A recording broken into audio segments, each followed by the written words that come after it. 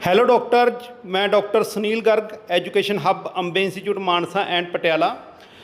Doctor ਜੀ ਅੱਜ ਅਸੀਂ ਬੈਚ ਹੈ ਜਿਹੜਾ ਮੈਡੀਕਲ ਆਫਿਸਰ ਦੀਆਂ ਜੋ ਵੈਕੈਂਸੀਜ਼ 630 ਪੋਸਟ 'ਚ ਆਈਆਂ ਗਈਆਂ ਉਹਨਾਂ ਦੀ ਪ੍ਰੈਪਰੇਸ਼ਨ ਦੇ ਲਈ ਅਸੀਂ ਅੱਜ ਬੈਚ ਹੈ ਜਿਹੜਾ 20 ਜੁਲਾਈ 2026 ਬੱਚੇ ਆਪਾਂ ਸਟਾਰਟ ਕਰਨ ਲੱਗੇ ਹਾਂਗੇ। ਸ਼ਾਮ ਨੂੰ 8 ਵਜੇ ਹਰ ਰੋਜ਼ ਕਲਾਸ ਡੇਲੀ ਕਲਾਸ ਲੱਗੇਗੀ, ਸਿਰਫ ਸੰਡੇ ਨੂੰ ਛੱਡ ਕੇ।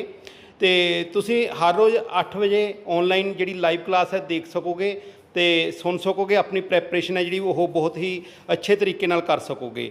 ਅਤੇ ਆਪਾਂ ਬੇਟਾ ਜੇਕਰ ਤੁਸੀਂ ਔਨਲਾਈਨ ਬੈਚ ਲੈਣਾ ਚਾਹੁੰਦੇ ਹੋ ਤਾਂ ਤੁਸੀਂ 9463079680 'ਤੇ ਸੰਪਰਕ ਕਰ ਸਕਦੇ ਹੋ, ਜਾਂ ਫਿਰ ਬੇਟਾ ਤੁਸੀਂ ਮੇਰਾ ਦੂਸਰਾ ਨੰਬਰ ਨੋਟ ਕਰ ਸਕਦੇ ਹੋ 7088300011। ਇਸ ਨੰਬਰ 'ਤੇ ਵੀ ਬੱਚੇ ਤੁਸੀਂ ਕੰਟੈਕਟ ਕਰਕੇ ਸਾਡੇ ਤੋਂ ਔਨਲਾਈਨ ਬੈਚ ਹੈ ਜਿਹੜਾ ਮੈਡੀਕਲ ਆਫਿਸਰ 630 ਪੋਸਟ ਦੇ ਲਈ ਬੇਟਾ ਤੁਸੀਂ ਲੈ ਸਕਦੇ ਹੋਗੇ। ਅਤੇ ਦੇਰੀ ਨਾ ਕਰੋ ਕਿਉਂਕਿ ਅੱਜ 20 ਜੁਲਾਈ ਹੈ ਅਤੇ ਸ਼ਾਮ ਤੱਕ ਅਸੀਂ 5 ਵਜੇ ਤੱਕ ਜਿਹੜੀ ਰਜਿਸਟ੍ਰੇਸ਼ਨ ਕਰ ਰਹੇ ਹੈਗੇ, ਅਤੇ 5 ਵਜੇ ਤੱਕ ਤੁਸੀਂ ਆਪਣੀ ਰਜਿਸਟ੍ਰੇਸ਼ਨ ਕਰਵਾ ਕੇ ਆਪਣਾ ਬੈਚ ਲਓ ਅਤੇ ਆਪਣੀ ਪ੍ਰੈਪਰੇਸ਼ਨ ਹੈ ਜਿਹੜੀ ਉਹ ਸ਼ੁਰੂ ਕਰੋ। ਅਤੇ ਆਪਣੇ ਕੋਲ ਹੁਣ ਅਸੀਂ ਸਾਡੇ ਸਪੈਸ਼ਲਿਸਟ ਡਾਕਟਰ ਵੱਲੋਂ ਲਗਾਇਆ ਜਾ ਰਿਹਾ ਜਿਹੜੇ MCQ ਦਾ ਜਿਹੜਾ ਨੈਕਸਟ ਟੌਪਿਕ ਹੈਗਾ ਉਹ ਅਸੀਂ ਹੁਣ ਸ਼ੁਰੂ ਕਰਨ ਲੱਗੇ ਹਾਂਗੇ। ਦੇਖੋ। Complaints of headache, photophobia, and confusion. On examination, blood pressure was 140 by 80 mm of mercury. Neck stiffness was present. Lumbar puncture was done. CSF showed pleocytosis, neutrophilic. CSF proteins were elevated and glucose levels were low. MRI brain showed meningeal enhancement. The most likely diagnosis is. ਹੁਣ ਇਹਦੇ ਵਿੱਚ ਆਪਾਂ ਨੂੰ patient ਨੂੰ ਕੀ ਕੁਝ ਹੋਇਆ ਦੇਖੋ। ਇੱਕ ਤਾਂ ਪੇਸ਼ੈਂਟ ਨੂੰ ਫੀਵਰ ਹੈ, ਠੀਕ ਹੈ, ਫੋਟੋਫੋਬੀਆ ਨੂੰ, ਕਨਫਿਊਜ਼ਨ ਹੈ, ਨੈਕ ਦੀ ਉਹਨੂੰ ਸਟਿਫਨੈਸ ਹੈ, CSF ਦੇ ਵਿੱਚ ਆਪਾਂ ਨੂੰ ਨਿਊਟ੍ਰੋਫਿਲ ਜ਼ਿਆਦਾ ਦੇਖਣ ਨੂੰ ਮਿਲ ਰਿਹਾ, ਪ੍ਰੋਟੀਨ ਬਹੁਤ ਜ਼ਿਆਦਾ ਵਧਿਆ ਹੋਇਆ ਤੇ ਗਲੂਕੋਜ਼ ਲੈਵਲਸ ਘੱਟ ਹੈ। ਤਾਂ ਆਪਾਂ ਨੂੰ ਪਤਾ ਕਿ ਜਿੱਥੇ ਗਲੂਕੋਜ਼ ਲੈਵਲਸ ਘੱਟ ਹੋਣ ਤੇ ਪ੍ਰੋਟੀਨ ਜ਼ਿਆਦਾ ਹੋਵੇ ਉਹ ਬੈਕਟੀਰੀਅਲ ਮੈਨਿਨਜਾਈਟਿਸ ਵੱਲ ਜਾਂਦਾ ਹੈ, ਠੀਕ ਹੈ। ਬਾਕੀ ਨੈਕ ਸਟਿਫਨੈਸ ਵਗੈਰਾ ਹੋ ਗਈ, ਠੀਕ ਹੈ, ਉਹ ਸਾਰੇ ਆਪਾਂ ਨੂੰ ਫੀਚਰਸ ਕਾਹਦੇ ਦੇਖਣ ਨੂੰ ਮਿਲਦੇ ਨੇ, ਬੈਕਟੀਰੀਅਲ ਮੈਨਿਨਜਾਈਟਿਸ ਦੇ। ਤਾਂ ਇਹਦੇ ਵਿੱਚ ਇੱਕ ਟਰਾਇਡ ਆਪਾਂ ਨੂੰ ਦੇਖਣ ਨੂੰ ਮਿਲਦਾ, ਜਿਹਦੇ ਵਿੱਚ ਟਰਾਇਡ ਦੇ ਵਿੱਚ ਕੀ ਕੁਛ ਆਉਂਦਾ ਹੁੰਦਾ, ਫੀਵਰ, ਨੈਕ ਸਟਿਫਨੈਸ ਤੇ ਅਲਟਰਡ ਮੈਂਟਲ ਸੈਂਸੋਰੀਅਮ, ਠੀਕ ਹੈ। ਇਹ ਆਪਾਂ ਨੂੰ ਕਲਾਸੀਕਲ ਟਰਾਇਡ ਦੇਖਣ ਨੂੰ ਮਿਲਦਾ ਬੈਕਟੀਰੀਅਲ ਮੈਨਿਨਜਾਈਟਿਸ ਦੇ ਵਿੱਚ। ਤਾਂ ਇਹਦੇ ਵਿੱਚ ਆਪਣੀ ਜਿਹੜੀ ਆਪਸ਼ਨ ਹੈ ਉਹ D ਬਣ ਜਾਏਗੀ, ਬੈਕਟੀਰੀਅਲ ਮੈਨਿਨਜਾਈਟਿਸ, ਠੀਕ ਹੈ। ਤੇ ਇਹਦੇ ਵਿੱਚ ਆਪਾਂ ਟ੍ਰੀਟਮੈਂਟ ਦੇ ਵਿੱਚ ਕੀ ਦੇਵਾਂਗੇ ਮੈਨੂੰ ਦੱਸੋਗੇ ਡਾਕਟਰ ਦਰਸ਼ ਔਰ ਤੇਜ?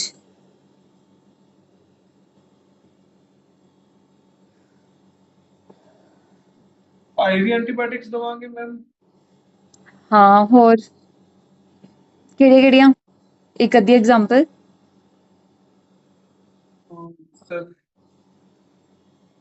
ਸੈਫ ਦਵਾਂਗੇ ਮੈਮ। ਹਾਂ ਰੈਜ਼ਿਸਟੈਂਸ ਕਿੰਨੀ ਹੈ ਜਿਹੜੀ ਲਿੰਫੋਮਾਈਸਿਨ ਵਗੈਰਾ। ਹਾਂ, ਠੀਕ ਹੈ। ਇੱਥੇ ਗਲੂਕੋਜ਼ ਜਿਹੜੀ ਹੈ ਉਹ ਲੋ ਕਿਉਂ ਹੋ ਜਾਂਦੀ ਹੈ ਆਪਣੇ ਬੈਕਟੀਰੀਆ ਦੇ ਕੇਸਿਸ 'ਚ? ਬੈਕਟੀਰੀਆ ਯੂਟਿਲਾਈਜ਼ ਕਰ ਲੈਂਦਾ ਮੈਮ ਉਹਨੂੰ। ਹਾਂਜੀ।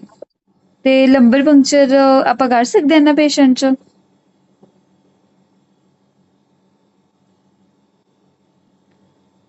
ਜੋ ਲੰਬਰ ਪੰਕਚਰ ਨਾਲ ਹੀ ਆਪਾਂ ਨੂੰ ਪਤਾ ਲੱਗੂਗਾ CSF ਦਾ ਸਟੇਟਸ। ਹਾਂ, ਠੀਕ ਹੈ। ਤੇ ਲੰਬਰ ਪੰਕਚਰ ਆਪਾਂ ਕਿਹਨਾਂ 'ਚ ਨਹੀਂ ਕਰ ਸਕਦੇ? ਜੇ ਉੱਥੇ ਮੈਮ ਕੋਈ ਐਟ ਦਾ ਸਾਈਟ ਕੋਈ ਇਨਫੈਕਸ਼ਨ ਹੋਵੇ। ਠੀਕ ਹੈ। ਹੋਰ ਰੇਜ਼ਡ ICP 'ਚ ਵੀ ਨਹੀਂ ਕਰਦੇ? ਕੋਈ ਉਹਨੂੰ ਕੋਆਗੂਲੋਪੈਥੀ ਡਿਸਆਰਡਰ ਹੈ ਨਾ, ਆਪਾਂ ਨੀਡਲ ਪ੍ਰਿਕ ਕੀਤੀ ਤੇ ਬਲੀਡਿੰਗ ਹੋ ਗਈ ਤੇ ਉਹ ਰੁਕੀ ਨਹੀਂ ਰਹੀ ਹੈਗੀ ਹੈ ਨਾ, ਤਾਂ ਕੋਆਗੂਲੋਪੈਥੀ ਡਿਸਆਰਡਰ 'ਚ ਵੀ ਨਹੀਂ ਕਰਾਂਗੇ ਆਪਾਂ, ਠੀਕ ਹੈ। Next question.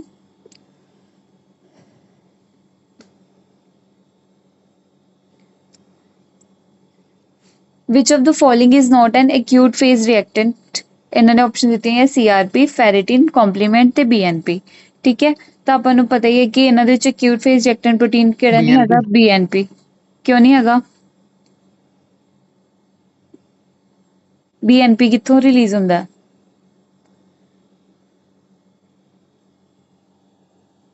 ਇਹ ਤਾਂ ਮੈਮ ਜਦੋਂ BP ਵਧਿਆ ਹੁੰਦਾ ਉਦੋਂ ਨਹੀਂ ਹੁੰਦਾ ਰਿਲੀਜ਼? ਕਿੱਦਾਂ? ਜਦੋਂ ਬਲੱਡ ਪ੍ਰੈਸ਼ਰ ਵਧਿਆ ਹੁੰਦਾ ਆਪਣੇ ਹਾਰਟ ਚੋਂ ਰਿਲੀਜ਼ ਹੁੰਦਾ।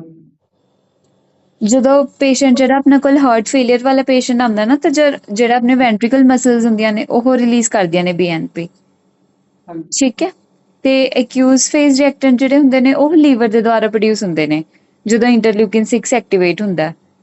ਠੀਕ ਹੈ, ਤਾਂ ਇਨਫਲੇਮੇਸ਼ਨ ਦੇ ਦੌਰਾਨ ਆ ਬਾਕੀ ਸਾਰੇ ਕੰਪਲੀਮੈਂਟ ਫੈਰੇਟਿਨ ਸੀਆਰਪੀ ਇਹ ਉਦੋਂ ਰੇਜ਼ ਹੁੰਦੇ ਆ। ਬੀਐਨਪੀ ਜਿਹੜਾ ਆਪਾਂ ਨੂੰ ਹਾਰਟ ਫੇਲੀਅਰ ਦੇ ਪੇਸ਼ੈਂਟ 'ਚ ਬੇਸਿਕਲੀ ਵੈਂਟਰੀਕੂਲਰ ਤੋਂ ਆਪਾਂ ਨੂੰ ਬੀਐਨਪੀ ਮਿਲਦਾ ਹੈ। ਠੀਕ ਹੈ, ਤਾਂ ਇਹਦੇ ਵਿੱਚ ਆਪਣੀ ਇਹ ਆਪਸ਼ਨ ਗਲਤ ਹੋ ਜਾਏਗੀ। ਨੈਕਸਟ ਕੁਐਸਚਨ,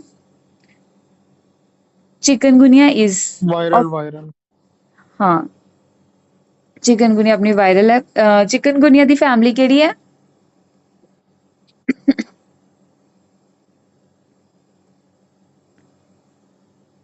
ਯਾਦ ਹੈ? ਹਾਂਜੀ ਡਾਕਟਰ ਸਾਹਿਬ ਦੱਸੋ, ਇਹ ਤਾਂ ਮੈਂ ਕਰਵਾਇਆ ਹੋਇਆ ਕੁਐਸਚਨ ਹੈ। ਚਿਕਨਗੁਨੀਆ ਦੀ ਮੈਮ ਹਾਂਜੀ, ਯਾਰ ਕਿਹੜੀ ਫੈਮਿਲੀ ਚ ਆ ਰਿਹਾ ਹੈ virus?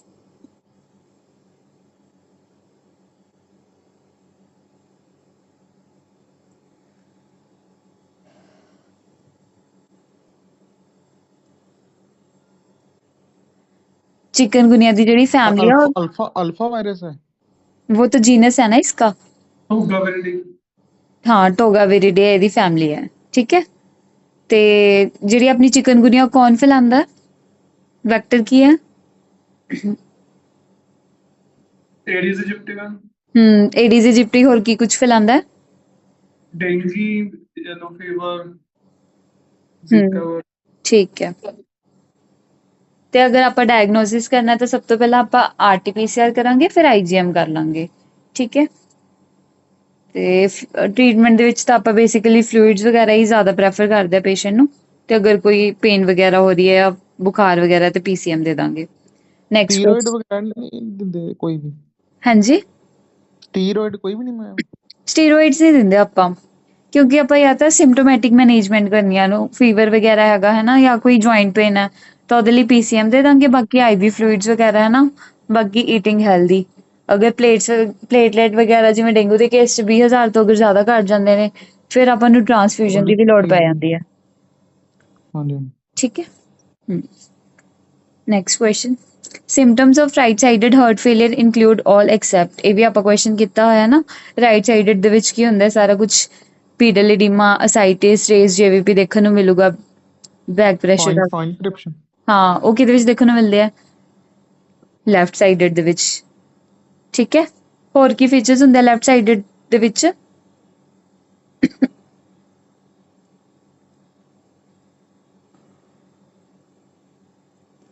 Left sided heart failure ਦੇ ਵਿੱਚ ਆਪਾਂ ਨੂੰ ਹੋਰ ਕੀ ਫੀਚਰਸ ਦੇਖਣ ਨੂੰ ਮਿਲਣਗੇ? ਮੈਮ ਕਫ ਵੀ ਹੋਊਗੀ। ਕਫ, ਸ਼ਾਰਟਨੈਸ ਆਫ ਹਾਂ ਠੀਕ ਹੈ, ਡਿਜ਼ਨੀਆ ਬੋਲਦੇ ਆ ਉਹਨੂੰ ਆਪਾਂ। ਫਟੀਗ, ਬੇਸਿਕਲੀ ਲੰਗਸ ਦੇ ਨਾਲ ਉਹਨੂੰ ਜਿਹੜਿਆ ਵੀਜ਼ਿੰਗ ਸਾਊਂਡ, ਲੰਗ ਕ੍ਰੈਕਲਸ। ਵੀਜ਼ਿੰਗ ਇੰਨੀ ਇਹਦੇ ਵਿੱਚ ਨਹੀਂ ਹੁੰਦੀ, ਉਹ ਰੈਸਪੀਰੇਟਰੀ ਡਿਸੀਜ਼ਸ 'ਚ ਆ ਜਾਂਦੀ ਹੈ ਵੀਜ਼ਿੰਗ, ਰੋਂਕਾਈ, ਫਟੀਗ। ਹਾਂ, ਬੇਸਿਕਲੀ ਬੋਡੀ ਨੂੰ ਬਲੱਡ ਨਹੀਂ ਮਿਲ ਰਿਹਾ ਤਾਂ ਕਹਿ ਸਕਦੇ ਹਾਂ। ਸ਼ਾਰਟਨੈਸ ਆਫ ਬ੍ਰੈਥ, ਔਰਥੋਪਨੀਆ, ਪੀਐਨਡੀ ਆਪਾਂ ਪੁੱਛਦੇ ਹੁੰਦੇ ਆ ਨਾ ਪੇਸ਼ੈਂਟ ਨੂੰ, ਹਾਂਜੀ, ਇਹ ਸਾਹ ਸਾਰਾ ਲੈਣ 'ਚ ਤਕਲੀਫ ਹੋਊਗੀ। ਹਾਂ, ਇਹ ਸਾਰੇ ਫੀਚਰਸ ਇਹਦੇ ਆ ਜਾਣਗੇ ਲੈਫਟ ਸਾਈਡਡ ਦੇ। ਹੁਣ ਆਪਾਂ ਨੈਕਸਟ ਕੁਐਸਚਨ ਦੇਖਦੇ ਹਾਂ।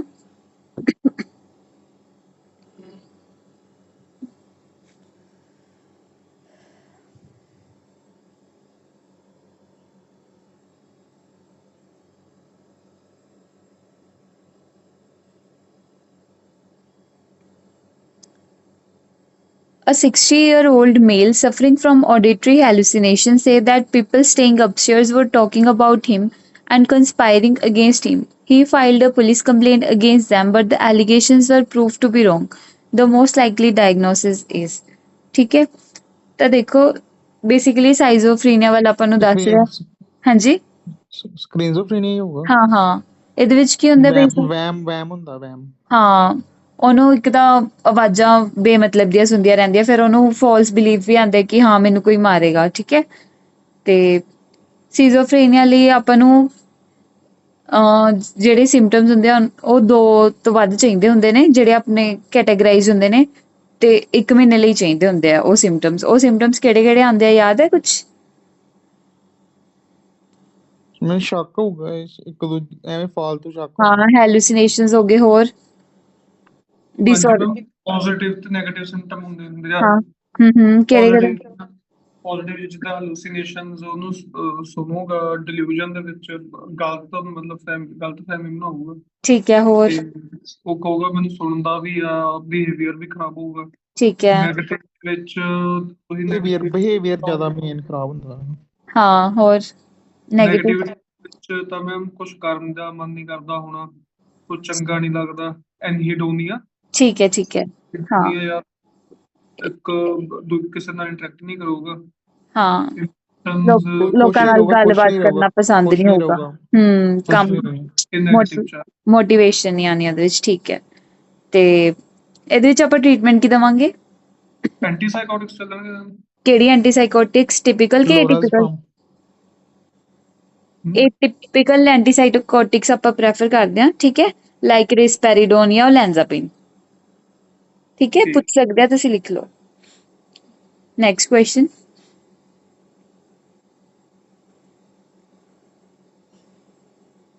A 45-year male with history of alcohol dependence present with confusion, nystagmus, ataxia. Examination reveal 6 cranial nerve weakness. He is most likely to be suffering from. ठीक है, ਆਪਾਂ ਨੇ ਇਹ ਟ੍ਰਾਇਡ ਹਰ ਜਗ੍ਹਾ ਪੜ੍ਹੀ ਹੈ, confusion, nystagmus ਤੇ ataxia। ਇਹ ਆਪਾਂ ਨੂੰ ਕਿਹਦੇ ਵੱਲ ਲੈ ਕੇ ਜਾ ਰਿਹਾ ਹੈ? ਆਪਸ਼ਨ ਦਿੱਤੀਆਂ ਇਹਨਾਂ ਨੇ, ਕੋਰਸਕੋਫ, ਡੈਲੀਰੀਅਮ ਟ੍ਰੈਮਨਸ, ਵਰਨਿਕੇਜ਼ ਇਨਸੈਫਲੋਪੈਥੀ ਤੇ ਡੀ ਕਲੈਰੈਂਬੋਲਟ ਸਿੰਡਰੋਮ। ਠੀਕ ਹੈ, ਤਾਂ ਇਹਦੇ ਵਿੱਚ ਆਪਣੀ ਜਿਹੜੀ ਆਪਸ਼ਨ ਸੀ ਹੈ ਉਹ ਵਰਨਿਕੇਜ਼ ਇਨਸੈਫਲੋਪੈਥੀ ਬਣ ਜਾਂਦੀ ਹੈ। ਬੇਸਿਕਲੀ ਆਪਾਂ ਕਈ ਵਾਰ ਵਰਨਿਕੇ ਜਾਂ ਕੋਰਸਕੋਫ 'ਚ ਕਨਫਿਊਜ਼ਨ ਹੋ ਜਾਂਦੀ ਹੈ। ਤੇ ਦੇਖੋ ਇਹਨਾਂ ਦੇ ਵਿੱਚ ਕੀ ਡਿਫਰੈਂਸ ਹੁੰਦਾ, ਜਿਹੜਾ ਵਰਨਿਕੇ ਹੈ ਨਾ ਉਹ ਐਕਿਊਟ ਚੀਜ਼ ਹੈ, ਠੀਕ ਹੈ, ਤੇ ਜਿਹੜਾ ਕੋਰਸਕੋਫ ਹੈ ਉਹ ਕਰੋਨਿਕ ਹੈ। ਤੇ ਇਹਦੇ ਵਿੱਚ ਜਿਹੜਾ ਵਰਨਿਕੇ ਆਪਾਂ ਨੂੰ ਟ੍ਰਾਇਡ ਦੇਖਣ ਨੂੰ ਮਿਲਦਾ, ਲਾਈਕ ਕਨਫਿਊਜ਼ਨ, ਅਟੈਕਸੀਆ ਤੇ ਓਕੂਲਰ ਸਾਇੰਸ ਦੇਖਣ ਨੂੰ ਮਿਲਦੇ ਨੇ, ਪਰ ਜਿਹੜਾ ਕੋਰਸਕੋਫ ਹੈ ਉਹਦੇ ਵਿੱਚ ਆਪਾਂ ਨੂੰ ਓਕੂਲਰ ਸਾਇੰਸ ਨਹੀਂ ਦੇਖਣ ਨੂੰ ਮਿਲਣਗੇ। ਹੁਣ ਇੱਥੇ ਇਹਨਾਂ ਨੇ ਆਪਾਂ ਨੂੰ ਕਿਹਾ ਨਾ, examination reveal 6th cranial nerve weakness, ਤਾਂ 6th cranial nerve ਆਪਾਂ ਨੂੰ ਪਤਾ ਹੈ SO4 LR6 ਲੇਟਰਲ ਰੈਕਟਸ ਆਪਣੀ ਗਈ ਆਈ ਦੀ। ਠੀਕ ਹੈ, ਤਾਂ ਇਹ ਕਿਹਦੇ ਵਿੱਚ ਆ ਜਾਊਗਾ? ਆਪਣਾ ਆਈ ਸਾਈਨ ਵਰਨਿਕੇਜ਼ ਦੇ ਵਿੱਚ। ਤੇ ਇਹਦੇ ਵਿੱਚ ਆਪਣੀ ਆਪਸ਼ਨ ਜਿਹੜੀ ਹੈ ਸੀ ਉਹ ਸਹੀ ਹੋ ਜਾਏਗੀ। ਠੀਕ ਹੈ, ਤੇ ਇਹਦੇ ਵਿੱਚ ਆਪਣਾ ਕਿਹੜਾ ਸਟਰਕਚਰ ਡੈਮੇਜ ਹੋ ਜਾਂਦਾ ਮੈਨੂੰ ਦੱਸੋਗੇ?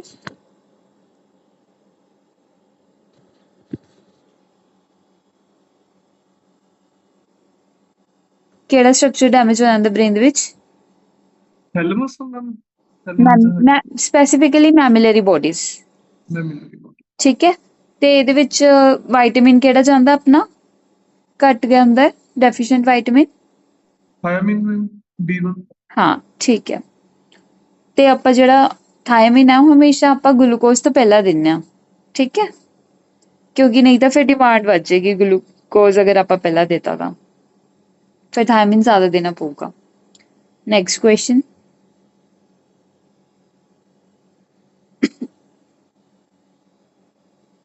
recurring chills and fever in malaria are due to, ਠੀਕ ਹੈ, ਇਹਨਾਂ ਨੇ ਆਪਸ਼ਨ ਦਿੱਤੀਆਂ ਹੈ, destruction of micro and macro gametocytes by the WBCs, rupturing of RBCs by the rapid multiplication and release of hemozoin, toxins released from trophozoites, D option ਦਿੱਤੀ ਹੈ, sporozoites released from RBCs and are rapidly being killed in spleen। ਠੀਕ ਹੈ, ਤਾਂ ਆਪਾਂ ਨੂੰ ਪਤਾ ਕਿ malaria ਦੇ ਵਿੱਚ ਕੀ ਹੁੰਦਾ, ਬੇਸਿਕਲੀ ਜਦੋਂ ਮਲੇਰੀਆ ਹੁੰਦਾ ਆਪਾਂ ਹਿਊਮਨਸ ਹਾਂ, ਠੀਕ ਹੈ, ਆਪਣੇ ਸਭ ਤੋਂ ਪਹਿਲਾਂ ਸਪੋਰੋਜ਼ੋਇਡ ਜਿਹੜਾ ਹੈ ਮੋਸਕੀਟੋ ਇੰਟਰੋਡਿਊਸ ਕਰ ਦਿੰਦਾ ਆਪਣੀ ਬੋਡੀ ਦੇ ਵਿੱਚ। ਠੀਕ ਹੈ, ਫਿਰ ਜਿਹੜੇ ਸਪੋਰੋਜ਼ੋਇਡਸ ਆ ਉਹ ਆਪਣੇ ਲੀਵਰ ਦੇ ਵਿੱਚ ਜਾਂਦੇ ਨੇ, ਲੀਵਰ ਦੇ ਵਿੱਚ ਕੀ ਹੁੰਦਾ, ਮੀਰੋਜ਼ੋਇਡਸ ਰਿਲੀਜ਼ ਹੁੰਦੇ ਆ। ਠੀਕ ਹੈ, ਫਿਰ ਜਿਹੜੇ ਮੀਰੋਜ਼ੋਇਡਸ ਆ ਫਰਦਰ ਆਪਣੇ ਆਰਬੀਸੀਸ 'ਚ ਚਲੇ ਜਾਂਦੇ ਨੇ, ਜਿੱਥੇ ਜਾ ਕੇ ਉਹ ਫਰਦਰ ਮਲਟੀਪਲਾਈ ਕਰਦੇ ਨੇ।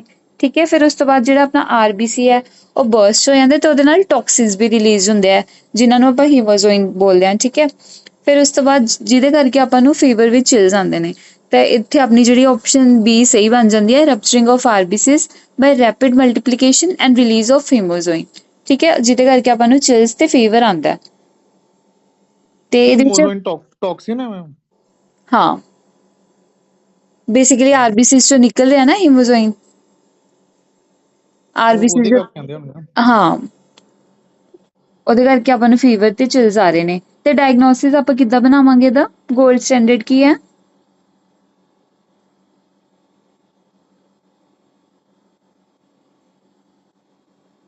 ਪੈਰੀਫਰਲ ਬਲੱਡ ਸਮੀਅਰ। ਠੀਕ ਹੈ, ਥਿਕ ਐਂਡ ਥਿਨ ਸਲਾਈਡਸ ਬਣਾਉਣੇ ਆਪਾਂ ਨੂੰ ਥਿਕ ਦੇ ਵਿੱਚ ਪਤਾ ਲੱਗਦਾ ਕਿ ਕਿੰਨੇ ਨੇ, ਤੇ ਫਿਰ ਉਸ ਤੋਂ ਬਾਅਦ ਪੀਸੀਆਰ ਆਰਡੀਟੀ ਕਰਾ ਸਕਦੇ। ਹਾਂ, ਪਰ ਉਹ 골ਡ ਸਟੈਂਡਰਡ ਨਹੀਂ ਹੈ ਨਾ, PCR ਵਗੈਰਾ 골ਡ ਸਟੈਂਡਰਡ ਆਪਣਾ ਬਲੱਡ ਸਮੇਅਰ ਹੀ ਰਹੇਗਾ। ਤੇ ਰੈਪਿਡ, ਅਗਰ ਆਪਾਂ ਰੈਪਿਡ ਐਂਟੀਜਨ ਟੈਸਟ ਦੀ ਗੱਲ ਕਰੀਏ, ਉਹਦੇ ਵਿੱਚ HRP2 ਟੈਸਟ ਕਰਵਾਉਂਦੇ ਆਪਾਂ, ਠੀਕ ਹੈ। ਤੇ ਇਹਦੇ ਵਿੱਚ ਟ੍ਰੀਟਮੈਂਟ ਕੀ ਦਿੰਦੇ ਆਪਾਂ? Chloroquine, anti chloroquine. ਠੀਕ ਹੈ। ਤੇ ਅਗਰ ਕੁਐਸਚਨ ਆ ਜਾਂਦਾ ਕਿ ਇਨਫੈਕਟਿਵ ਸਟੇਜ 2 ਮੋਸਕੀਟੋ ਕਿਹੜੀ ਹੈ, ਫਿਰ ਕੀ ਲਿਖ ਕੇ ਆਉਂਗੇ?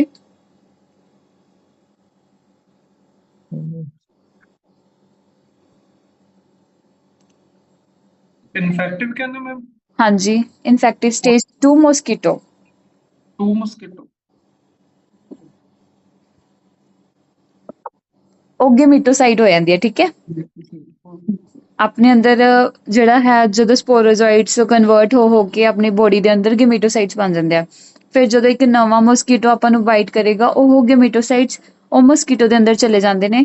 ਫਰਦਰ ਉਹ ਮੋਸਕੀਟੋ ਦੇ ਅੰਦਰ ਜਾ ਕੇ ਉਹ ਫਰਦਰ ਸਪੋਰੋਜ਼ੋਇਟਸ ਬਣਾਉਂਦੇ ਨੇ, ਜਿਹਦੇ ਨਾਲ ਉਹ ਜਿਹੜਾ ਮੱਛਰ ਆ ਉਹ ਫਿਰ ਤੋਂ ਕਿਸੇ ਹੋਰ ਪਰਸਨ ਨੂੰ ਕੱਟੇਗਾ ਤੇ ਸਾਈਕਲ ਕੰਟੀਨਿਊ ਰਹੇਗਾ ਏਦਾਂ, ਠੀਕ ਹੈ। ਤਾਂ ਇਨਫੈਕਟਿਵ ਸਟੇਜ 2 ਮੋਸਕੀਟੋ ਗੇਮੀਟੋਸਾਈਟ ਹੈ, ਤੇ ਅਗਰ ਉਹ ਹਿਊਮਨਸ ਆ ਜਾਏ ਤਾਂ ਹਿਊਮਨਸ ਲਈ ਸਪੋਰੋਜ਼ੋਇਟ ਹੈ, ਠੀਕ ਹੈ। ਤੁਸੀਂ ਯਾਦ ਰੱਖਣਾ। Next question, all of the following are the indications for the mechanical ventilation in bronchial asthma except option A ਦਿੱਤੀ ਹੋਈ ਹੈ accessory muscle use, intercostal retraction and fatigue, hypercapnia, respiratory rate more than 40, inability to talk option ਜਾਂ ਫਿਰ D bronchospasm। ਇਹਨਾਂ ਨੇ ਕਿਹਾ ਕਿ ਹੁਣ ਆਪਾਂ ਨੇ ਬੇਸਿਕਲੀ ਮਕੈਨੀਕਲ ਵੈਂਟੀਲੇਸ਼ਨ ਕਰਨੀ ਹੈ, ਯਾਨੀ ਕਿ ਆਪਾਂ ਨੇ ਪੇਸ਼ੈਂਟ ਦੇ ਬਾਹਰੋਂ ਦੀ ਆਪਾਂ ਟਿਊਬ ਪਾ ਰਹੇ ਹਾਂ ਬੇਸਿਕਲੀ, ਠੀਕ ਹੈ। ਤਾਂ ਬ੍ਰੋਂਕੀਅਲ ਅਸਥਮਾ ਦੇ ਪੇਸ਼ੈਂਟ 'ਚ ਤਾਂ ਕਿਹਨਾਂ ਦੇ ਵਿੱਚ ਪਾਵਾਂਗੇ ਤੇ ਕਿਹਦੇ ਵਿੱਚ ਨਹੀਂ ਪਾਵਾਂਗੇ? ਦੇਖੋ, ਅਗਰ ਜ਼ਿਆਦਾ ਸੀਵੀਅਰ ਕੇਸ ਆਪਾਂ ਉਹਨਾਂ ਕੇਸਿਸ ਦੇ ਵਿੱਚ ਹੀ ਪਾਵਾਂਗੇ, ਠੀਕ ਹੈ। ਆਪਾਂ ਨੂੰ ਇੰਟੂਬੇਟ ਕਰਨ ਦੀ ਕਿਉਂ ਲੋੜ ਪੈਂਦੀ ਹੈ? ਸਭ ਤੋਂ ਪਹਿਲਾਂ ਤਾਂ ਦੇਖੋ, ਕਿਉਂਕਿ ਪੇਸ਼ੈਂਟ ਅਗਰ ਆਪਾਂ ਨਹੀਂ ਉਹਨੂੰ ਦੇਵਾਂਗੇ ਹੈ ਨਾ ਆਕਸੀਜਨ ਵਗੈਰਾ, ਉਹਨੂੰ ਨਹੀਂ ਮਿਲੇਗੀ, ਸਾਹ ਨਹੀਂ ਲੈ ਰਿਹਾ, ਤਾਂ ਰੈਸਪੀਰੇਟਰੀ ਫੇਲੀਅਰ 'ਚ ਚਲਾ ਜਾਏਗਾ ਆਪਣਾ ਪੇਸ਼ੈਂਟ, ਠੀਕ ਹੈ। ਤੇ ਦੇਖੋ, ਇਹਨਾਂ ਨੇ ਕਿਹਾ ਕਿ ਅਸੈਸਰੀ ਮਸਲ ਯੂਜ਼, ਇੰਟਰਕੋਸਟਲ ਰਿਟਰੈਕਸ਼ਨ ਤੇ ਫਟੀਗ, ਮਤਲਬ ਪੇਸ਼ੈਂਟ ਨੂੰ ਬਹੁਤ ਜ਼ਿਆਦਾ ਸਾਹ ਲੈਣ ਲਈ ਦਿੱਕਤ ਆ ਰਹੀ ਹੈ, ਤਾਂ ਉਹਨੂੰ ਬਹੁਤ ਜ਼ਿਆਦਾ ਹਾਰਡ ਵਰਕ ਕਰਨਾ ਪੈ ਰਿਹਾ ਇੱਕ ਸਾਹ ਲੈਣ ਲਈ, ਠੀਕ ਹੈ। ਤਾਂ ਇਸ ਕੇਸ ਦੇ ਵਿੱਚ ਆਪਾਂ ਨੂੰ ਹੈਗਾ ਕਿ ਉਹਦੀ ਰੈਸਪੀਰੇਟਰੀ ਮਸਲ ਜਿਹੜੀਆਂ ਨੇ ਉਹ ਵੀਕ ਨਾ ਹੋ ਜਾਣ, ਹੈ ਨਾ, ਥੱਕ ਨਾ ਜਾਣ, ਜਿਹਦੇ ਕਰਕੇ ਰੈਸਪੀਰੇਟਰੀ ਅਰੈਸਟ ਵੀ ਹੋ ਸਕਦਾ। ਤਾਂ ਕਰਕੇ ਆਪਾਂ ਨੂੰ ਵੈਂਟੀਲੇਸ਼ਨ ਕਰਨ ਦੀ ਜ਼ਰੂਰਤ ਹੈ ਇਸ ਪੇਸ਼ੈਂਟ ਦੇ ਵਿੱਚ। ਹਾਈਪਰਕੈਪਨੀਆ ਦਾ ਮਤਲਬ ਕੀ ਹੈ? ਮਤਲਬ ਜਿਹੜੇ ਆਪਣੇ CO2 ਦੇ ਲੈਵਲਸ ਹੈ ਉਹ ਬਹੁਤ ਜ਼ਿਆਦਾ ਵੱਧ ਗਏ ਹੈ, ਠੀਕ ਹੈ। ਤਾਂ ਆਪਾਂ ਨੂੰ ਇੱਥੇ ਕੀ ਆਪਣਾ ਜਿਹੜਾ ਪੇਸ਼ੈਂਟ ਆ ਉਹ ਕੀ ਹੈ, ਜਲਦੀ ਜਲਦੀ ਸਾਹ ਲੈ ਰਿਹਾ ਹੈ, ਜਿਹਦੇ ਕਰਕੇ, ਠੀਕ ਹੈ, ਆਪਾਂ ਨੂੰ ਇਹਦੇ ਵਿੱਚ ਇੰਟੂਬੇਸ਼ਨ ਕਰਨ ਦੀ ਜ਼ਰੂਰਤ ਹੈਗੀ ਹੈ। ਫਿਰ ਉਸ ਤੋਂ ਬਾਅਦ ਇਹਨਾਂ ਨੇ ਕਿਹਾ ਕਿ ਰੈਸਪੀਰੇਟਰੀ ਰੇਟ ਮੋਰ ਦੈਨ 40।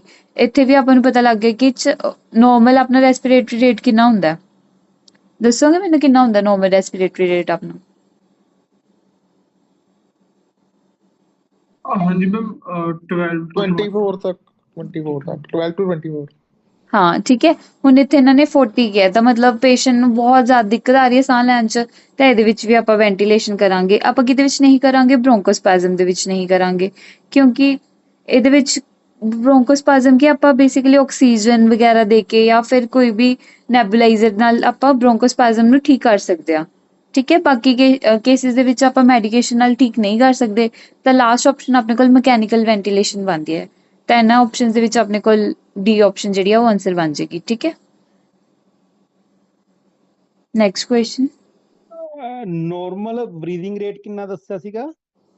12 ਤੋਂ 16 ਵੈਸੇ ਕਹਿੰਦੇ ਆ, ਪਰ 12 ਤੋਂ 24। ਦੇਖੋ, ਮੋਸਟਲੀ ਨਾ ਐਗਜ਼ਾਮ ਦੇ ਵਿੱਚ ਮੈਂ ਇਹ ਦੇਖਿਆ ਹੈਗਾ, ਉਹਦੇ ਵਿੱਚ Baba Farid university mostly option ਪਾਉਂਦੀ ਆ 14 to 18, 14 ਤੋਂ 18। ਓਕੇ, ਠੀਕ ਹੈ ਜੀ, ਇਹ ਨੋਟ ਕਰ ਲਓ ਤੁਸੀਂ, 14 to 18 ਮੋਸਟਲੀ ਮੈਂ ਕਾਫੀ ਵਾਰ ਦੇਖਿਆ ਹੈਗਾ, ਇਹ ਆਪਸ਼ਨ ਕਾਫੀ ਪਾਈ ਹੁੰਦੀ ਹੈ, ਤੇ ਤਾਂ ਕਰਕੇ ਮੈਂ ਤੁਹਾਨੂੰ ਇਹ ਰਿਪੀਟ ਕਰਵਾਇਆ ਹੈਗਾ ਕੁਐਸਚਨ। ਚਲੋ ਠੀਕ ਹੈ ਜੀ। ਉਹਨਾਂ ਨੇ 12 ਤੋਂ 16 ਵੀ ਪਾਈ ਹੁੰਦੀ ਹੈ ਡਾਕਟਰ ਸਾਹਿਬ? ਨਹੀਂ, 12 ਤੋਂ 16 ਪਾਈ ਤਾਂ ਹੁੰਦੀ ਹੈ, ਪਰ ਉਹ ਕਰੈਕਟ 14 ਤੋਂ 18 ਵਾਲੀ ਨੂੰ ਮੰਨਦੇ ਨੇ। ਓਕੇ, ਮੈਂ ਜ਼ਿਆਦਾ ਦੇਖਿਆ ਹੈਗਾ, 12 ਤੋਂ 16 ਵੀ ਪਾਈ ਹੁੰਦੀ ਹੈ, 12 ਤੋਂ 14 ਵੀ ਪਾਈ ਹੁੰਦੀ ਹੈ, 10 ਤੋਂ 14 ਵੀ ਪਾਈ ਹੁੰਦੀ ਹੈ, ਤੇ 18 ਤੋਂ 24 ਵੀ ਪਾਈ ਹੁੰਦੀ ਹੈ। ਤਾਂ ਇਸ ਕਰਕੇ ਨਾ ਜਿਹੜੀ ਮੋਸਟਲੀ ਉਹ ਦੇਖਦੇ ਨੇ, ਕਰਦੇ ਨੇ, ਉਹ 14 ਤੋਂ 18 ਰੈਸਪੀਰੇਸ਼ਨ ਰੇਟ ਹੈ ਜਿਹੜੀ 14 ਤੋਂ 18 ਵਾਲੀ ਨੂੰ ਕਰੈਕਟ ਮੰਨਦੇ ਨੇ। ਠੀਕ ਹੈ। Next question, The best and the most accurate way to diagnose COVID-19 is option A ਇਹਨਾਂ ਨੇ ਕਹੀ ਹੈ identifying symptoms such as fever, cough or sore throat, ठीक है। फिर दूजी ਇਹਨਾਂ ਨੇ ਕਹੀ ਹੈ कि qualitative COVID polymerase chain reaction or molecular test। C option there is no best or accurate way to diagnose COVID ਤੇ option D ਦਿੱਤੀ ਇਹਨਾਂ ਨੇ ਕਿ none of the above।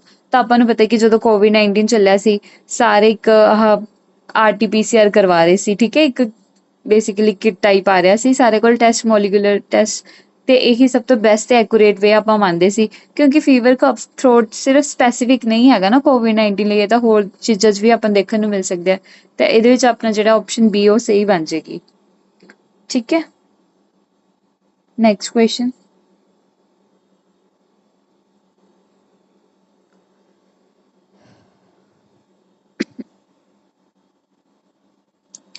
a 70-year-old patient with background of long-standing diabetes mellitus was admitted with periorbital swelling, fever and headache since 1 week.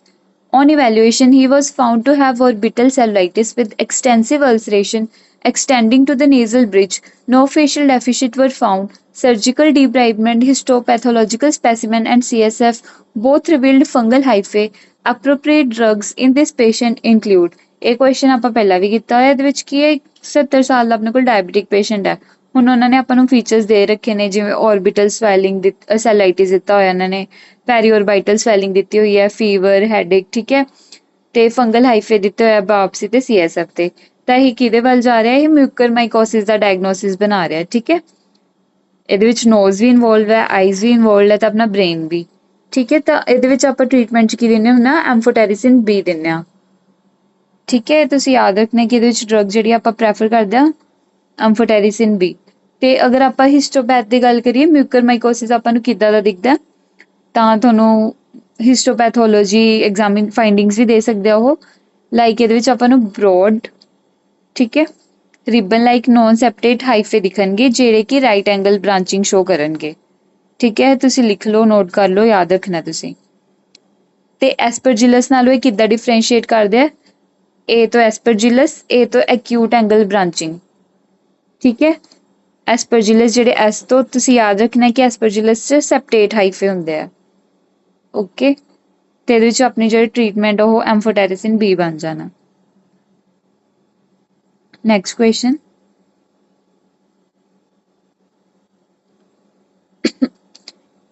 ਹੁਣ ਇਹਨਾਂ ਨੇ ਕੀ question ਦਿੱਤਾ ਆਪਾਂ ਨੂੰ, You are asked to review a 63-year-old female who was admitted with shortness of breath. On your arrival, the patient appeared drowsy and is on 10 liters of oxygen via mask. You perform an ABG which reveals the following results, ਠੀਕ ਹੈ। ਆਪਾਂ ਨੂੰ ਇਹਨਾਂ ਨੇ oxygen ਦਿੱਤੀ ਹੋਈ ਹੈ, pH ਦਿੱਤਾ ਹੋਇਆ, CO2 ਦਾ ਪਾਰਸ਼ਲ ਪ੍ਰੈਸ਼ਰ ਦਿੱਤਾ ਹੋਇਆ, ਬਾਈਕਾਰਬੋਨੇਟ ਦਿੱਤਾ ਹੋਇਆ, ਫਿਰ ਡਾਇਗਨੋਸਿਸ ਪੁੱਛਿਆ ਇਹਨਾਂ ਨੇ ਆਪਾਂ ਨੂੰ। ਤਾਂ ਸਭ ਤੋਂ ਪਹਿਲਾਂ ਜਦੋਂ ਵੀ ਆਪਾਂ ਕੋਈ ਵੀ ABG ਦੀ ਇੰਟਰਪ੍ਰੀਟੇਸ਼ਨ ਦੇਖਣੀ ਹੈ, ਸਭ ਤੋਂ ਪਹਿਲਾਂ ਤੁਸੀਂ pH ਦੇਖਣਾ। ਹੁਣ ਇਹਨਾਂ ਨੇ ਆਪਾਂ ਨੂੰ pH ਦੀ ਦੇਖੋ ਨੋਰਮਲ ਵੈਲਿਊਜ਼ ਵੀ ਦੇਖ ਕੇ ਕਿੰਨਾ ਈਜ਼ੀ ਕੀਤਾ ਹੋਇਆ ਕੁਐਸਚਨ। pH ਇਹਨਾਂ ਨੇ 7.29 ਦਿੱਤੀ ਹੋਈ ਹੈ, ਯਾਨੀ ਕਿ ਐਸੀਡੋਸਿਸ ਵੱਲ ਜਾ ਰਿਹਾ ਆਪਣਾ ਪੇਸ਼ੈਂਟ, ਠੀਕ ਹੈ। ਐਸੀਡੀਮੀਆ ਇੰਡੀਕੇਟ ਕਰ ਰਿਹਾ ਆਪਾਂ ਨੂੰ। ਫਿਰ ਉਸ ਤੋਂ ਬਾਅਦ ਤੁਸੀਂ PaCO2 ਦੇ ਲੈਵਲਸ ਦੇਖਣੇ ਨੇ ਜੋ ਕਿ ਬਹੁਤ ਜ਼ਿਆਦਾ ਵਧੇ ਹੋਏ, ਇਹਦੇ ਵਿੱਚ 68.2 ਹੈ, ਹਾਲਾਂਕਿ ਨੋਰਮਲ ਆਪਣੇ ਕਿੰਨੇ ਨੇ 35.5 35.2 to 45। ਇਹਨਾਂ ਨੇ ਆਪਾਂ ਨੂੰ ਕਿੰਨੇ ਜ਼ਿਆਦਾ, ਬਹੁਤ ਜ਼ਿਆਦਾ ਹਾਈ ਵੈਲਿਊ ਹੈ, ਠੀਕ ਹੈ। ਤਾਂ ਇਹਦਾ ਮਤਲਬ ਕਿ ਆਪਣਾ ਰੈਸਪੀਰੇਟਰੀ ਐਸੀਡੋਸਿਸ, ਠੀਕ ਹੈ। ਤੇ ਫਿਰ ਉਸ ਤੋਂ ਬਾਅਦ ਤੁਸੀਂ ਬਾਈਕਾਰਬੋਨੇਟ ਦੇ ਲੈਵਲਸ ਦੇਖਣੇ ਨੇ ਕੰਪਨਸੇਸ਼ਨ ਲਈ, ਠੀਕ ਹੈ। ਨੋਰਮਲ ਵੈਲਿਊਜ਼ ਆਪਣੀਆਂ 22 ਤੋਂ 26 ਹੈ, ਪਰ ਇਹਦੇ ਵਿੱਚ ਇਹਨਾਂ ਨੇ ਆਪਾਂ ਨੂੰ 26 ਦਿੱਤੀ ਹੋਈ ਹੈ, ਯਾਨੀ ਕਿ ਆਪਣੀ ਕਿਡਨੀ ਕੰਪਨਸੇਟ ਨਹੀਂ ਕਰ ਪਾ ਰਹੀ। ਦੇਖੋ ਹੁਣ ਇਹਦੇ ਵਿੱਚ CO2 ਦੇ ਲੈਵਲਸ ਆਪਣੇ ਵਧੇ ਹੋਏ ਆ, ਤਾਂ ਆਪਣੀ ਬੋਡੀ ਨੂੰ ਕੀ ਚਾਹੀਦਾ ਸੀਗਾ, ਠੀਕ ਹੈ, ਕਿ ਉਹ ਨਿਊਟਰਲਾਈਜ਼ ਕਰੇ। ਬੇਸਿਕਲੀ CO2 ਨੂੰ ਤੁਸੀਂ ਐਸਿਡ ਦੀ ਤਰ੍ਹਾਂ ਲੈਣਾ, ਠੀਕ ਹੈ। ਹੁਣ ਅਗਰ ਉਹ ਐਸਿਡ ਹੈ ਤਾਂ ਬੇਸਿਕਲੀ ਆਪਣੀ ਬੋਡੀ 'ਚ ਬਾਈਕਾਰਬੋਨੇਟਸ ਜ਼ਿਆਦਾ ਹੋਣੇ ਚਾਹੀਦੇ ਨਿਊਟਰਲਾਈਜ਼ ਕਰਨ ਲਈ, ਪਰ ਆਪਣੀ ਬੋਡੀ ਜਿਹੜੀ ਹੈ ਉਹ ਕਿਡਨੀ ਜਿਹੜੀ ਹੈ ਬਾਈਕਾਰਬੋਨੇਟ ਸਿਰਫ 26 ਹੈ ਉਹ, ਠੀਕ ਹੈ। ਤੇ ਇਨਫ ਕੰਪਨਸੇਸ਼ਨ ਨਹੀਂ ਹੈਗੀ, ਇਸ ਕਰਕੇ ਇਹਨੂੰ ਆਪਾਂ ਮੰਨਾਂਗੇ ਐਕਿਊਟ ਰੈਸਪੀਰੇਟਰੀ ਐਸੀਡੋਸਿਸ ਦਾ ਕੇਸ ਮੰਨਾਂਗੇ, ਠੀਕ ਹੈ। ਮੈਟਾਬੋਲਿਕ ਤੁਸੀਂ ਯਾਦ ਰੱਖਣਾ ਹੈ ਕਿ ਮੈਟਾਬੋਲਿਕ ਤੇ ਰੈਸਪੀਰੇਟਰੀ ਨੂੰ ਆਪਾਂ ਕਿੱਦਾਂ ਡਿਫਰੈਂਸ਼ੀਏਟ ਕਰਨਾ। ਅਗਰ ਤਾਂ ਤੁਹਾਡੀ pH ਵੀ ਡਿਕਰੀਜ਼ ਹੋ ਰਹੀ ਹੈ ਤੇ ਬਾਈਕਾਰਬੋਨੇਟ ਲੈਵਲਸ ਵੀ ਡਿਕਰੀਜ਼ ਹੋ ਰਹੇ ਨੇ, ਠੀਕ ਹੈ, ਤਾਂ ਫਿਰ ਉਹ ਤੁਹਾਡਾ ਮੈਟਾਬੋਲਿਕ ਵੱਲ ਚਲਾ ਜਾਏਗਾ। ਅਗਰ ਓਪੋਜ਼ਿਟ ਹੋ ਰਿਹਾ, ਠੀਕ ਹੈ, ਯਾਨੀ ਕਿ ਤੁਹਾਡੀ pH ਘਟ ਰਹੀ ਹੈ ਪਰ CO2 ਦੇ ਲੈਵਲਸ ਵੱਧ ਰਿਹਾ, ਲਾਈਕ ਇਨ ਦਿਸ ਕੇਸ ਆਪਣੀ ਕੀ ਸੀ pH ਐਸਿਡੀਮੀਆ ਠੀਕ ਹੈ, PaCO2 ਵੱਧ ਰਹੇ ਸੀ ਤਾਂ ਇਹ ਰੈਸਪੀਰੇਟਰੀ ਵੱਲ ਜਾ ਰਿਹਾ, ਠੀਕ ਹੈ, ਤੇ ਪੀਐਚ ਆਪਣੀ ਘੱਟ ਹੈ, ਇਸ ਲਈ ਇਹਦੀ ਰੈਸਪੀਰੇਟਰੀ ਐਸਿਡੋਸਿਸ ਜਿਹੜੀ ਹੈ ਆਪਣੀ ਆਪਸ਼ਨ ਸਹੀ ਬਣ ਜਾਏਗੀ, ਤੇ ਉਹ ਆਪਣੀ ਆਪਸ਼ਨ ਜਿਹੜੀ ਹੈਗੀ ਹੈ ਸੀ, ਠੀਕ ਹੈ, ਇਹ ਤੁਸੀਂ ਯਾਦ ਰੱਖਣਾ। ਹੁਣ ਮੈਨੂੰ ਦੱਸੋਗੇ ਰੈਸਪੀਰੇਟਰੀ ਐਸਿਡੋਸਿਸ ਕਿਉਂ ਹੋ ਸਕਦੀ ਹੈ, ਕੀ ਕਾਰਨ ਹੈ ਰੈਸਪੀਰੇਟਰੀ ਐਸਿਡੋਸਿਸ ਦੇ? ਇੱਕ ਤਾਂ ਜਿੱਦਾਂ ਮੈਮ ਜਿੱਦਾਂ CO2 ਵਧਿਆ ਹੋਇਆ ਤਾਂ ਹਾਈਪੋਵੈਂਟੀਲੇਸ਼ਨ ਹੋ ਸਕਦੀ ਹੈ, ਹੂੰ, ਜਿੱਦਾਂ COPD ਵਿੱਚ ਹੋ ਗਿਆ, ਕੋਈ ਸਟੇਟਸ ਅਸਮੈਟਿਕਸ ਜਾਂ ARDS ਹੋ ਗਿਆ। ਠੀਕ ਹੈ, ਹੋਰ? ਹਾਂਜੀ, ਹਾਈਪੋਕਸੀਆ। ਹੋਰ? ਅਲਕੋਹਲ ਵੀ ਮੈਮ ਯੂਜ਼ ਕੀਤਾ ਹੋ ਸਕਦਾ। ਕੋਈ ਵੀ ਬ੍ਰੇਨ ਦੀ ਪੈਥੋਲੋਜੀ ਹੈ ਨਾ, CNS ਵਗੈਰਾ ਡਿਪਰੈਸ਼ਨ ਆ ਮੰਨ ਲਓ ਆਪਣਾ, ਕਿ ਆਪਣੇ ਜਿਹੜਾ ਹੈ ਰੈਸਪੀਰੇਟਰੀ ਸੈਂਟਰ ਵਰਕ ਹੀ ਨਹੀਂ ਕਰ ਰਿਹਾ ਹੈਗਾ, ਜਿਹਦੇ ਕਰਕੇ CO2 ਬਾਹਰ ਹੀ ਨਹੀਂ ਜਾ ਰਹੀ ਤੇ CO2 ਦੇ ਲੈਵਲਸ ਵੱਧ ਗਏ, ਠੀਕ ਹੈ, ਹਾਂਜੀ, ਹਾਂ, ਇਹੀ ਹੈ ਆਂਸਰ। Next question.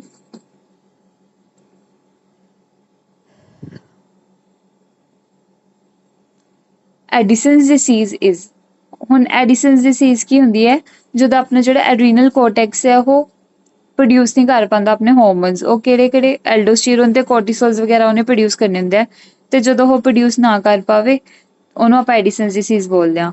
ਹੁਣ ਇਹਨਾਂ ਨੇ ਬੇਸਿਕਲੀ ਆਪਾਂ ਨੂੰ ਸ਼ਾਇਦ ਡੈਫੀਨੇਸ਼ਨ ਹੀ ਪੁੱਛਿਆ, ਆਪਾਂ ਪੜ੍ਹਦੇ ਆਪਸ਼ਨਸ ਕੀ ਕਹੀਆਂ ਨੇ ਇਹਨਾਂ ਨੇ, under production of androgens by adrenal medulla, ਦੂਜੀ ਆਪਸ਼ਨ ਕਹੀ ਹੈ ਓਵਰ ਪ੍ਰੋਡਕਸ਼ਨ ਹੋਣਾ, ਥਰਡ ਆਪਸ਼ਨ ਕਹੀ ਹੈ over production of cortisol and aldosterone by adrenal cortex, option D ਕਹੀ ਹੈ ਇਹਨਾਂ ਨੇ adrenal glands don't produce enough steroid hormones, cortisol and aldosterone. ਤਾਂ ਆਪਣੀ ਜਿਹੜੀ ਆਪਸ਼ਨ ਡੀ ਹੈ ਉਹ ਸਹੀ ਬਣ ਜਾਣੀ ਹੈ, ਕਿਉਂਕਿ ਐਡੀਸਨਸ ਡਿਸੀਜ਼ ਦੇ ਵਿੱਚ ਕੀ ਹੁੰਦਾ, ਕੋਰਟੀਸੋਲ ਤੇ ਐਲਡੋਸਟੀਰੋਨ ਜਿਹੜਾ ਹੈ ਉਹ ਇਨਫ ਨਹੀਂ ਬਣ ਪਾਉਂਦਾ, ਠੀਕ ਹੈ। ਤੇ ਇੱਕ ਇਹਦੇ ਵਿੱਚ ਆਪਾਂ ਨੂੰ ਹਾਈਪਰ ਪਿਗਮੈਂਟੇਸ਼ਨ ਦੇਖਣ ਨੂੰ ਮਿਲਦੀ ਹੈ, ਕਿਉਂ ਮਿਲਦੀ ਹੈ, ਉਹਦਾ ਰੀਜ਼ਨ ਦੱਸੋਗੇ ਮੈਨੂੰ ਇਹਨਾਂ ਪੇਸ਼ੈਂਟਸ ਦੇ ਵਿੱਚ ਐਡੀਸਨ ਦਾ? ਕੋਰਟੀਸੋਲ ਕਿੱਦਾਂ, ਕੋਰਟੀਸੋਲ ਘੱਟ ਬਣ ਰਿਹਾ ਫਿਰ? ਉਹ ਮੈਂ ਬਲੱਡ ਆਪਣੇ ਸਕਿਨ ਥਿਨ ਹੋਏ ਦੇਖਦੀ ਆ। ਨਹੀਂ, ਦੇਖੋ ਕੋਰਟੀਸੋਲ ਘੱਟ ਬਣ ਰਿਹਾ ਹੈ ਨਾ, ਤਾਂ ਹੁਣ ਆਪਣਾ ਜਿਹੜਾ ਹੈ ਐਡਰੀਨਲ ਕੋਰਟੀਕੋਟ੍ਰੋਪਿਕ ਹਾਰਮੋਨ ACTH, ਠੀਕ ਹੈ, ਉਹਨੂੰ ਲੱਗੇਗਾ ਕਿ ਯਾਰ ਕੋਰਟੀਸੋਲ ਆਪਣੇ ਕੋਲ ਹੈ ਨਹੀਂ, ਉਹ ਜ਼ਿਆਦਾ ਪ੍ਰੋਡਿਊਸ ਹੋਏਗਾ ACTH, ਠੀਕ ਹੈ। ਅਗਰ ACTH ਵਧੇਗਾ ਤਾਂ ਆਪਣਾ ਜਿਹੜਾ ਹੈ MSH ਉਹ ਵੀ ਵਧੇਗਾ, ਮੈਲੇਨਿਨ ਵਾਲਾ ਹਾਰਮੋਨ, ਠੀਕ ਹੈ, ਕਿਉਂਕਿ ਦੋਨੋਂ ਸੇਮ ਜਗ੍ਹਾ ਤੋਂ ਰਿਲੀਜ਼ ਹੋ ਰਿਹਾ, ਪ੍ਰੀਕਰਸਰ ਇਹਨਾਂ ਦਾ ਸੇਮ ਹੈ। ਹੁਣ ਅਗਰ MSH ਵੱਧ ਰਿਹਾ ਤਾਂ ਉਹੀ ਜਿਹੜਾ ਹੈ ਮੈਲੇਨਿਨ ਵਾਲਾ ਉਹੀ ਪਿਗਮੈਂਟੇਸ਼ਨ ਕਰਵਾਉਂਦਾ ਆਪਣੀ, ਠੀਕ ਹੈ, ਜਿਹਦੇ ਕਰਕੇ ਆਪਾਂ ਨੂੰ ਹਾਈਪਰ ਪਿਗਮੈਂਟੇਸ਼ਨ ਦੇਖਣ ਨੂੰ ਮਿਲਦੀ ਹੈ ਜਾਂ ਫਿਰ ਬ੍ਰੌਨ ਸਕਿਨ ਪਿਗਮੈਂਟੇਸ਼ਨ ਦੇਖਣ ਨੂੰ ਮਿਲਦੀ, ਠੀਕ ਹੈ, ਯਾਦ ਰੱਖਣਾ। ਟ੍ਰੀਟਮੈਂਟ ਕੀ ਦਿੰਦੇ ਆਪਾਂ ਇਹਨਾਂ ਦੇ ਵਿੱਚ?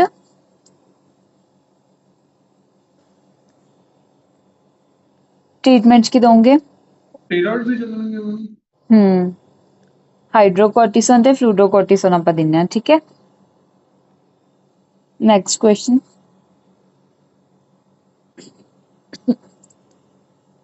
Which of the following is antidote for PCM poisoning, ਹੈ ਨਾ, ਇਹ ਆਪਾਂ ਨੂੰ ਸਾਰਿਆਂ ਨੂੰ ਪਤਾ ਹੈ ਕਿ ਅਗਰ ਪੇਸ਼ੈਂਟ ਨੇ ਜ਼ਿਆਦਾ ਹੀ ਕਫੀਆਂ ਗੋਲੀਆਂ ਖਾ ਲਿਆ, ਕੀ ਇਹਦਾ ਆਪਸ਼ਨ ਆਂਸਰ?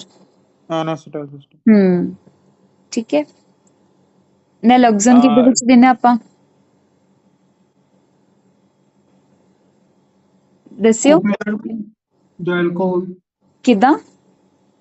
ਓਪੀਓਇਡ ਜਾਂ ਅਲਕੋਹਲ ਮੈਮ। ਓਪੀਓਇਡ ਚ ਦਿੰਦੇ ਆ।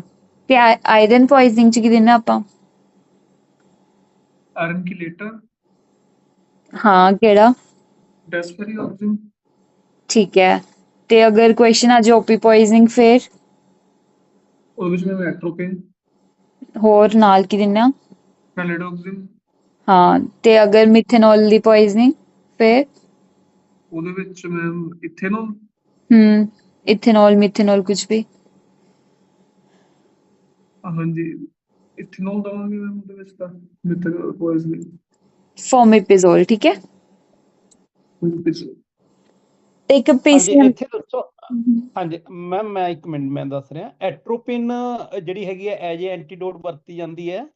ਅਸੀਂ ਇੱਕ ਤਾਂ ਆਪਣੇ ਕੋਲ ਐਟ੍ਰੋਪਿਨ ਔਰਗੈਨੋਫਾਸਫੋਰਸ ਪੋਇਜ਼ਨਿੰਗ ਦੇ ਕੇਸ ਦੇ ਵਿੱਚ ਨੋਟ ਕਰ ਲਓ, ਔਰਗੈਨੋਫਾਸਫੋਰਸ ਪੋਇਜ਼ਨਿੰਗ ਦੇ ਕੇਸ ਦੇ ਵਿੱਚ ਐਟ੍ਰੋਪਿਨ।